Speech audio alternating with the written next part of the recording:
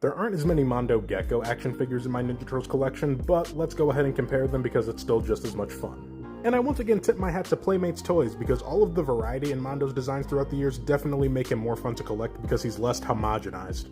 And there's definitely something to appreciate about every single one of these Mondos. So let's start with 2012. I love that he's the most punk looking out of all of them, and he has my favorite voice. And I promise you there's no bias from previous iterations when it comes to why. The original Mondo Gecko from Playmates Toys is still a class act, especially when it comes to sculpting and detailing. I also never realized that he's got the roller skate on him the same way that Mutant Mayhem Mondo Gecko does.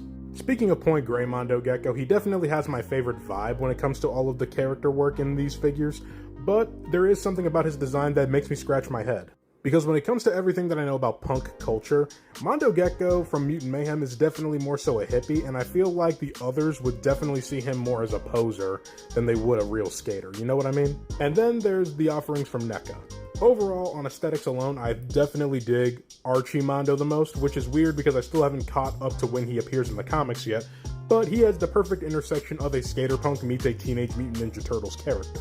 I think the Mondo Geckos from the Nickelodeon era have the best personalities, and I'll respectfully nod to the OG Mondos for having the best skateboards out of all the Mondo Gecko figures.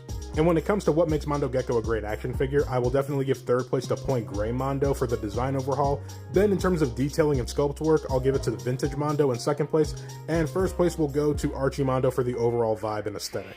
But all in all, I can still thankfully say there's no such thing as a bad Mondo Gecko action figure, and you should definitely add one if you're missing one from your Ninja Turtles collection.